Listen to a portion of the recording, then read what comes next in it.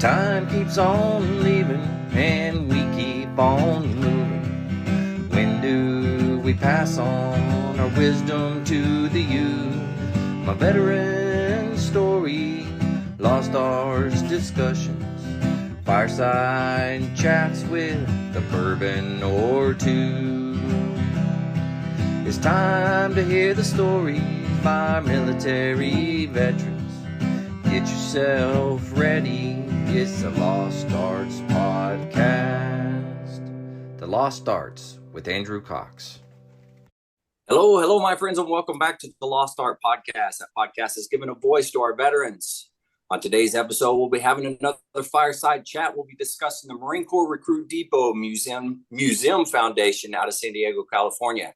But before we get into the episode, are you enjoying the podcast and consider becoming a TLA patron? That's the Lost Arts Patron. It's through donations that we are able to continue recording the podcast and getting our veteran voices out for all to hear. Just go to the Lost Art website and click on the Become a Patron link at the top. If becoming a TLA patron doesn't work for you and you would rather give a one-time donation, then go to the Lost Art website, scroll down until you see the donations link. Any donation is appreciated. And if you'd like to be a guest on the podcast, then email me directly at thelostartwithandrewcox@gmail.com. And as always, we do have merchandise for sale, so you can go and get you a cup, a shirt, anything like that from the website as well.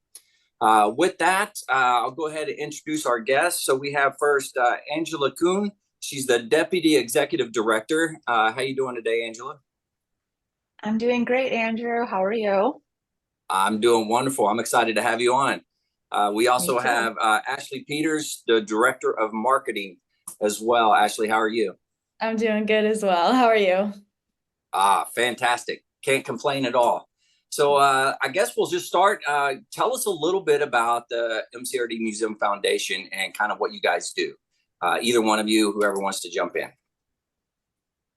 Alrighty. Okay, I guess I'll give the easy part and give the hard part to Ashley. We are a nonprofit 501c3 organization, and our mission is to promote the legacy of the Marine Corps through historic preservation, free education programs, and community outreach. And we hope to impact our local community, not just Marines, all veterans, and as well as the nation. Very nice. I like that. I like the way you even put it. You included all veterans. That's good. This is exactly what this show is about our veteran community as well. So that's great. I like how you tied that in. It's like you know what you're doing. We try. Yeah. Ashley, go ahead. Yeah, so again, with that, we have a lot of programs and we have a lot of fundraising, and we keep that with our Marines, our veterans, and with our community outreach as well. So we like to be very engaging with all of those three sections in our communities. And with that, we have a voice program specifically for that. And it's called the Veterans Outreach and Increased Community Engagement. And that leads into all of our fundraising. We take a lot of donations too. That really helps with that. And it helps bring out the big events that creates a lot of camaraderie and just family relaxed environments.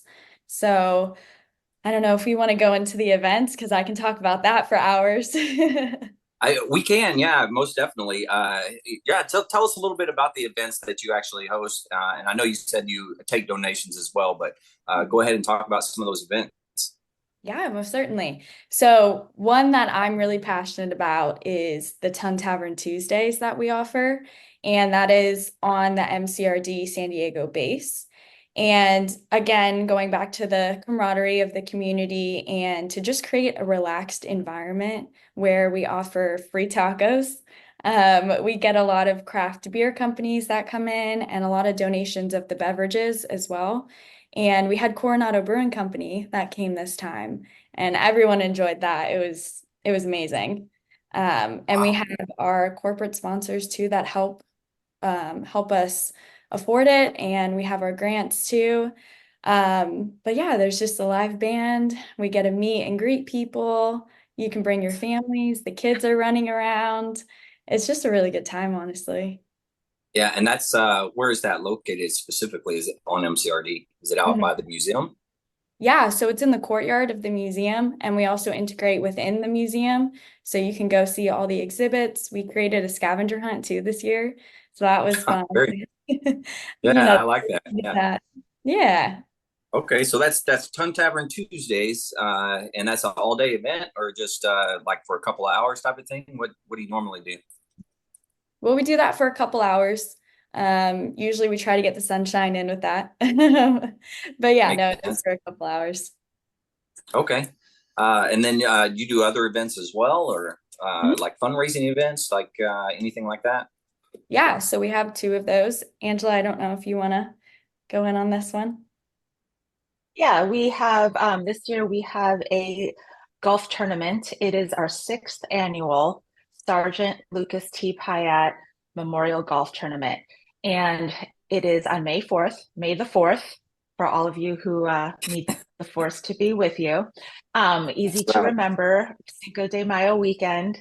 And it is a solemn event due to the nature of, it's a memorial, but it's also a good time and a great way to remember what sacrifices have been made and to continue the memory of what we've done in the past, as well as have fun and get together. And it's a fundraiser, obviously. So we are raising money to go towards our programs that we have, which involve, the Ton Tavern Tuesday, veteran outreach. We have Family Gold Star program, Family Forever Gold Star program, and education programs, scholarships, and obviously, as a nonprofit organization, we really rely on these types of events and donations. So we have that, and then we have an annual gala. It's called the Globe and Anchor Salute Gala, and we are planning on having that for the very first time in the museum. And it's going Wow. to be a get to know your museum, and I'll even say what the theme is exclusively on Andrew Cox's podcast. It is going to be Night at the Museum. For those of you that remember the Ben Stiller movie, watch the exhibits come to life. You never know what's going to happen. So we are pumped to have it at the museum. It's usually, located at a restaurant or convention center. So this is going to be really fun for us. And all of these things, we're trying to raise money for our programs, as well as we have an Iraq and Afghanistan war memorial that we want to put up. And of course, it's very expensive. And we're raising money to start our youth education program that is more focused and more detailed. It's kind of been dormant since COVID, and we need to revive it. And it takes people to do it, and it takes resources. And it's so important to have these programs because we want to prevent veterans from, self-isolating. We want to create fun, relaxed environments where they can engage and we can be inclusive of everyone. And we're just very sensitive to what can happen after your time in the military. So we want to keep that club going. It's not just when you're on active duty, it continues. Yeah, very good point. And you talk about your veterans and having them come out there. If there's veterans out there that would like to volunteer, I'm assuming you run a lot on volunteers and things like that. What way would they be able to do that? Mm-hmm. Oh yeah, you're hitting all the good topics. We would not be here without our volunteers, and we love to recognize them. We do it every year, and we have different opportunities. You have a passion to help. You don't have to be perfect at anything. I mean, it's taking out the trash during an event, all the way up to, creating marketing things for us, or being a docent in the museum. So if you go to our webpage, you can contact us to be a volunteer, and we would love to use you. And going off That's of great. volunteers, Yeah, we go ahead. also, oh, sorry. You're fine. Go ahead. Yeah, going off of the volunteers, I mean, I also started as a volunteer myself, and we really want to include all communities. So either if you're a dependent, if you are a veteran, even if you're active duty as well, just come to the museum. You can help as well with the docents in helping our recruits and teaching them more as well. And then not only that, with the programs that we have, like we have Family Forever. And so that goes towards our families of fallen soldiers. And we use our volunteers to help put on those programs. And it helps really, again, as I've said many times, engaging the community. And I feel like if we can just bring everyone together, then it really helps to create that camaraderie. Yeah, absolutely. One of the things I had a guest on, they're from Paris Island, live in that area, and they actually go in for, I think it's called the Legacy Program, where they talk to the recruits, and they kind of tell their stories to the recruits and answer questions, those types of things. Do you guys do the same thing on that side, San Diego? Yeah, we are so engaged with the recruits. I mean, it's pretty much the docent program is educating the recruits, and once they go through the crucible and they're no longer a recruit but a Marine because they finished the crucible, on that fifth day, it's called the M5. The docents give them a tour of the museum, let them know what the history is, let them know where they came from, and that's something that's set up all the time. Now, there are other opportunities where you have some Marines that, got hurt, so they can't continue with the recruit training, so they're held back. So, sometimes they need the pep talks and they'll get some special tours. And our docents, get it literally is like a pep talk to keep going, because it's hard. It's hard when you get hurt and you're not able to continue your training. So yes, the docents always have an opportunity to sprinkle in their experience, and it's great. Very nice. I like it. How many people would you say on average? Because I'm assuming like on family days, those types of things, that a lot of the family members go through the museum. So how many people would you say you're getting coming into that museum on a regular basis?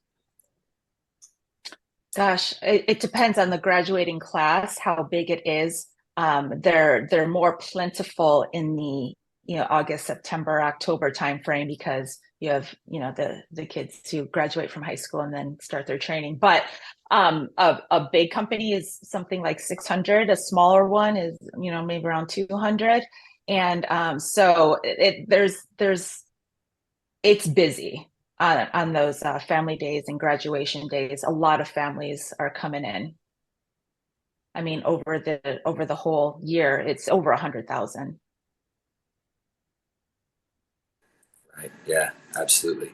What are some of the things that people could view and that are in the museum if they do show up and they want to go look? And I remember a long time ago, Chesty Puller's ribbons being there.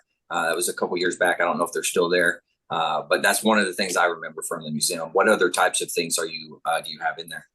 Yeah, so upstairs is our main exhibit area, and it kind of goes in chronological order, where you start in Vietnam era and then you'll move all the way towards forward deployed.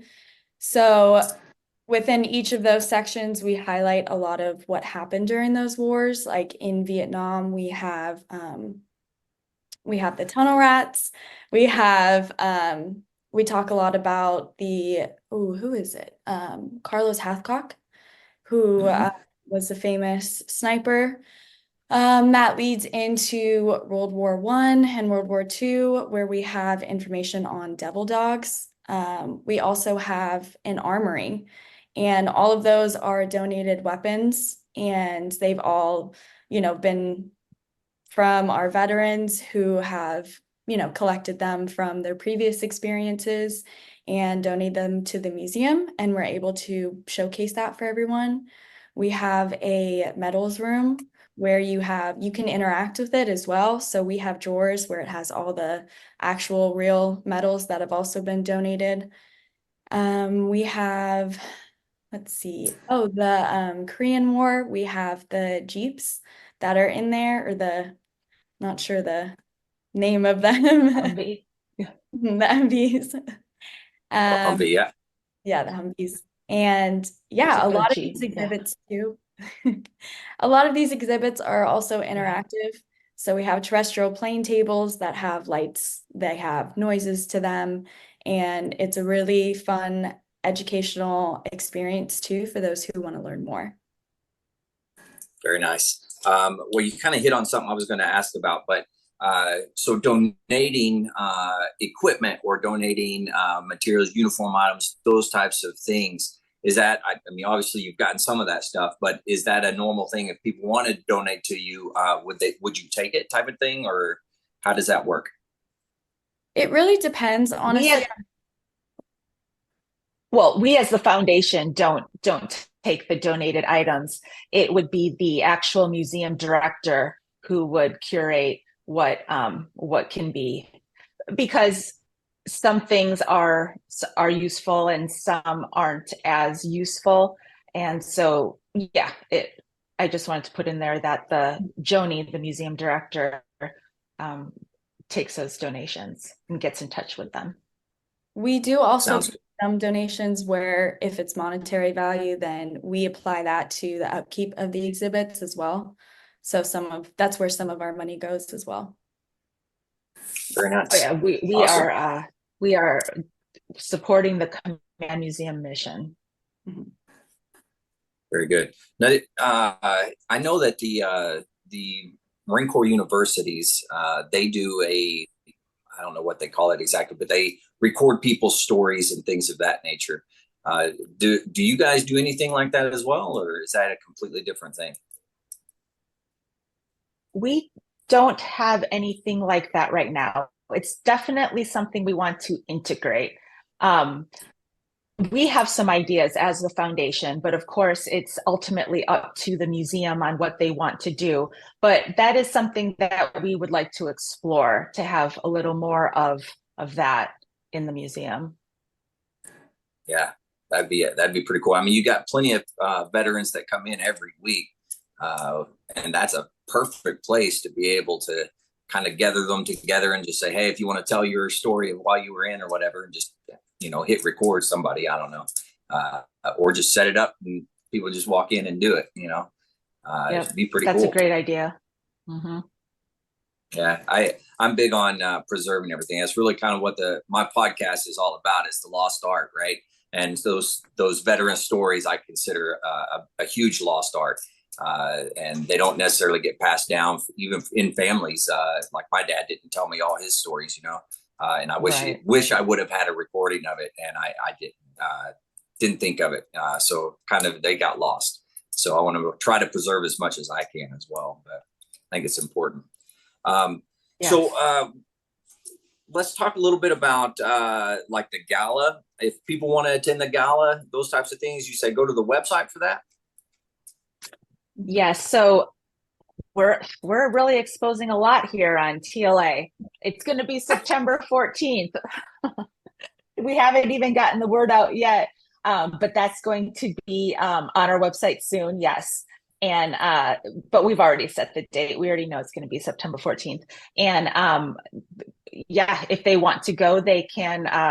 All the information will be there. It's just not there right now.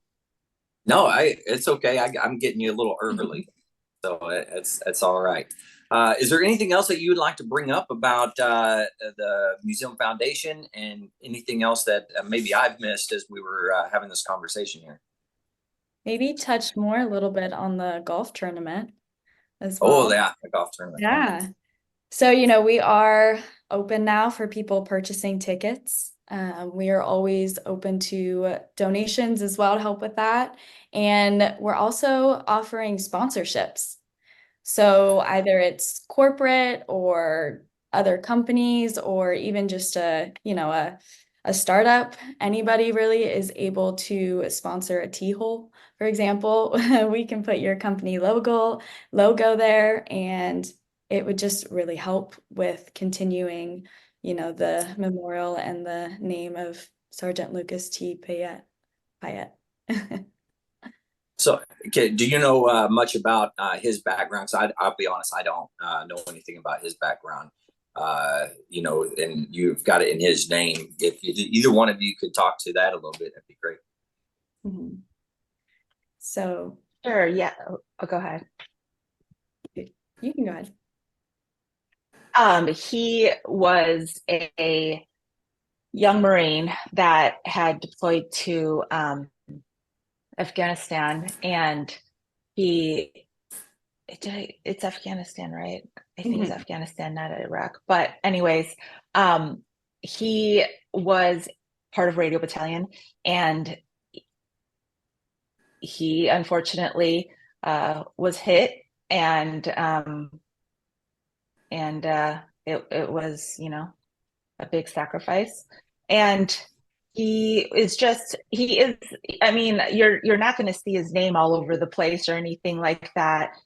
Just a great Marine, great NCO that, he told his parents that, he's not even afraid, he's giving it his all. And, it it's just the typical mentality of, a go-getting devil dog. And he just kind of encompasses all of that as a Marine.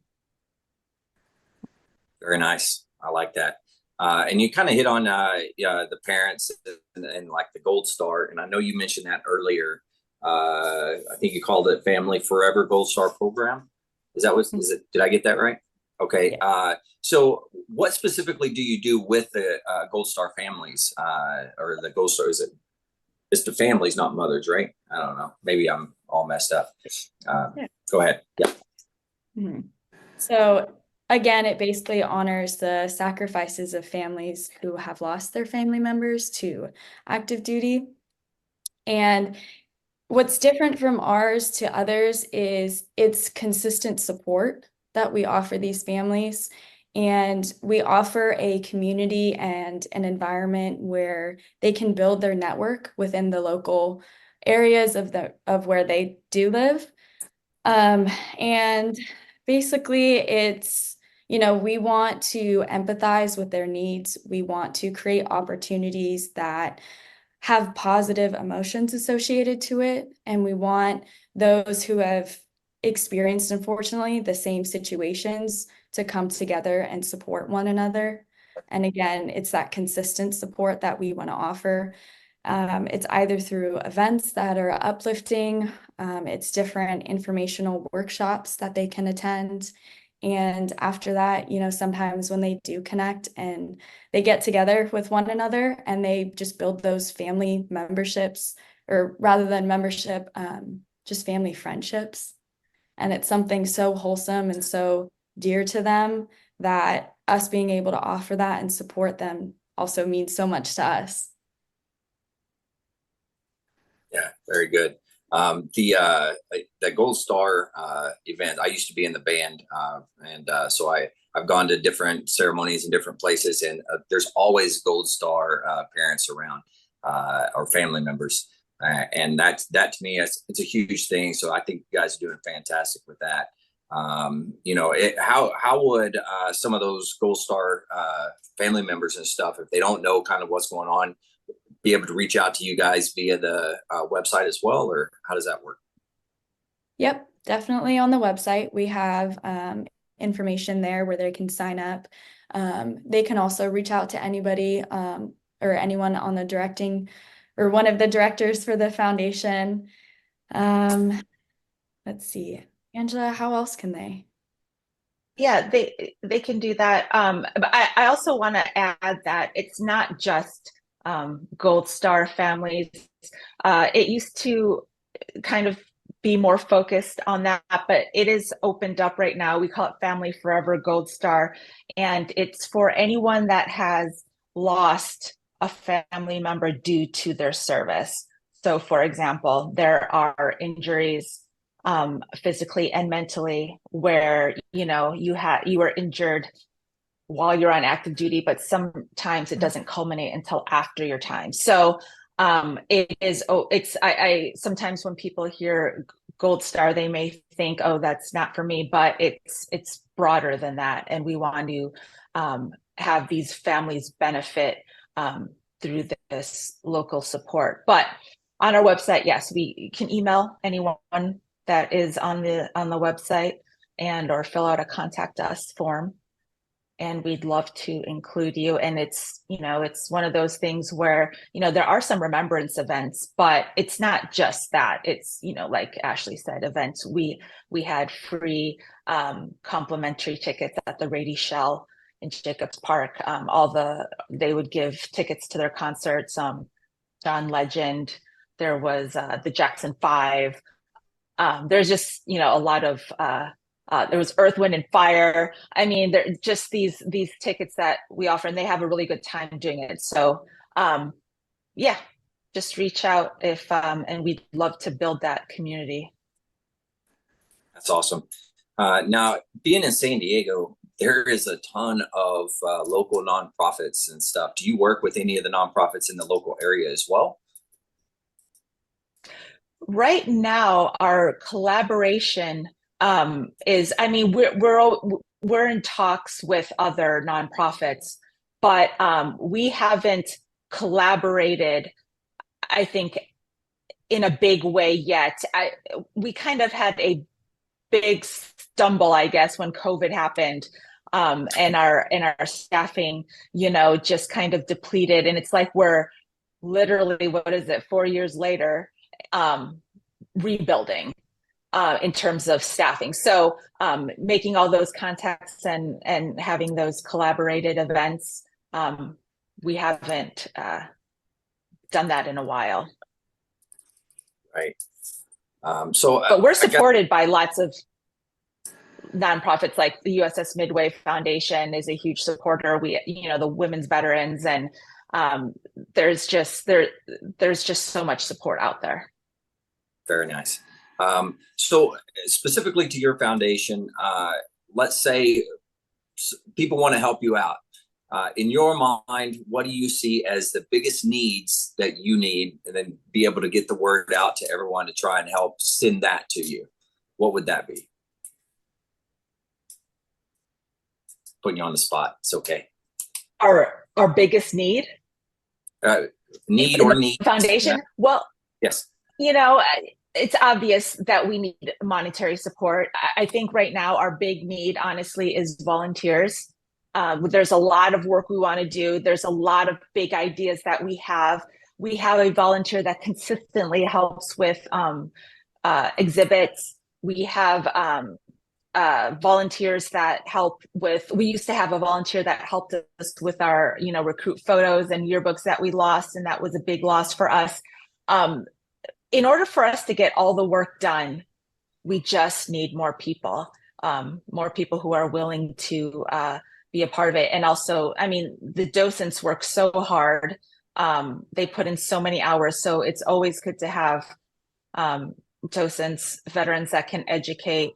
And then, we always ask people to shop with us, shop at our gift shop, because, we're not as inexpensive or fast as Amazon, for example. But that every proceed that goes through our gift shop, everything that we make goes back to the Command Museum mission, goes back to our programs. All of our proceeds go back. So it's a good reason to shop with us. And, if you're going to be purchasing your, alumni paraphernalia or whatever it is, we ask that, you shop with us.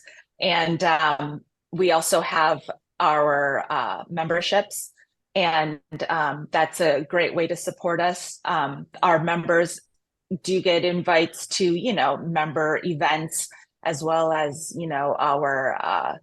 our Depot Dispatch magazine and other benefits that we give to our members. And by having more members, it isn't just about, the proceeds. It's about having that group and getting other people involved. So we just want to build the community. Everyone has something to offer. And right now, people think, sometimes people think the museum is a stuffy place, it's boring, but it's not, especially when you get all these different experiences together, it's a fun time. So we'd love to have that support through memberships, and they range from $35 up to $1,000. So you can contribute, I think, in any way like that. Mm-hmm. Very nice. Like it. Ashley, you got anything else? I just want to say I love interacting with our members as well. I feel like I've learned so many stories that, from their backstories to either what their family members have experienced.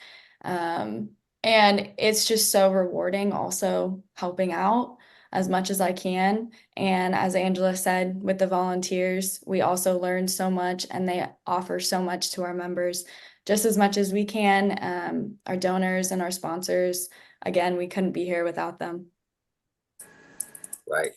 I got another question for you, Angela. While you were talking about membership, you mentioned the Depot Dispatch magazine. I'd never heard of that. What is that? Yeah, it's just our biannual, that means twice a year, right? Sometimes quarterly newsletter magazine. And it's just different stories and different things that are going around in the foundation. And then of course, if you want to sign up and subscribe to our newsletters that we send out every month, you can also do that. And those are free. Very nice. Well, hey, I've been excited to hear all about your foundation and the museum and everything that you guys got going on down there. And I know the community is very thankful for everything that you give back to, even just on MCRD itself, but everything around to, everything that we've talked about today. So I want to thank you on behalf of everybody that's not associated with the foundation. Thank you for what you're doing. You're doing a fantastic job, and I appreciate it. So, Thanks, Andrew. Last parting shots. Do you guys have anything that you want to talk about? Say, give a shout out, whatever it is that you want to do. We're thinking. It's good. Nothing. Okay. If you don't have anything like that, I'm gonna have to ask one good story from each of you of something that has happened while you've been there at the foundation that was either impactful, funny, something like that, but you got to give me a story. Oh gosh. Thinking hard. Thinking real hard. Putting them on the spot. Well, I'll give something that happened to me, and I don't know why this sticks out in my mind, but it does. At our last Globe and Anchor Salute Gala, it was my very first one that I had ever had to organize. And anyways, I was definitely, a little bit nervous, and, I wanted to put on a good face for the foundation and everything. And what happened was, when it was time for me to speak, to introduce the Marine Band San Diego and to introduce myself and the foundation, say hi to everyone. Of course, communication did not work and the mic didn't work. So I'm standing up there, just feeling really nervous and whatever, and everyone's looking at me. And this is, a fancy event, and there's no one for me to yell at or anything. And then, it's that stuff where the microphone's going in and out and making all the screeching noises, and I'm, sweating and all nervous. And then finally it kept going in and out. The mic worked, and then it didn't work, and then it worked and didn't work. So then finally I just literally just threw the mic down and used my, I guess, Marine voice to speak to the crowd. And so I'm yelling, and my voice doesn't carry very well, and I'm yelling like I'm a drill instructor, I guess. And but the thing is, though, while I'm melting inside, Apparently it didn't show, and it was everybody loved it. Everybody loved the fact that the mic didn't work and I had to use my big girl voice. And everyone made a comment about it. They're giving me high fives.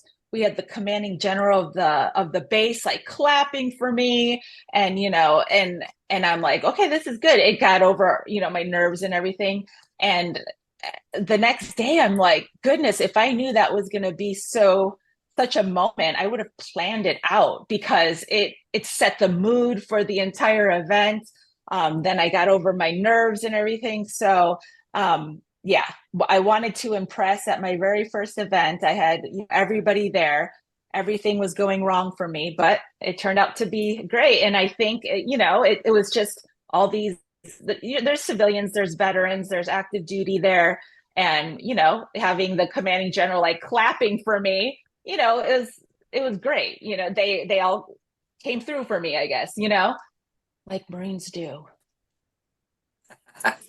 That's really good. I got to say, adapt and overcome. That's one of the Marine Corps' big sayings, right? You proved right then to be able to adapt and overcome. So that's great. That's why they're cheering for you. That's exactly right down exactly down the Marine Valley. Yeah. All right, Ashley, what do you got?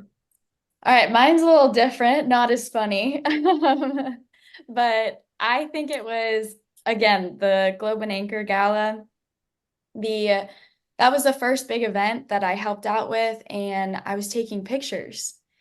And I remember when I was going through the pictures of that event and just seeing all the smiles, all the emotions, everything everybody had, like all the hard work that, Angela and everybody else had put into that, just looking at the smiles, and it was so rewarding knowing that this is something that I'm a part of and that I'm able to help put those smiles on people's faces, and that we can capture that and we can continue doing that. This is something that I absolutely love. I love what we do, what we stand for, who we help, the continuous support that I feel like we can never not give. Everybody's heart is so full to share with one another.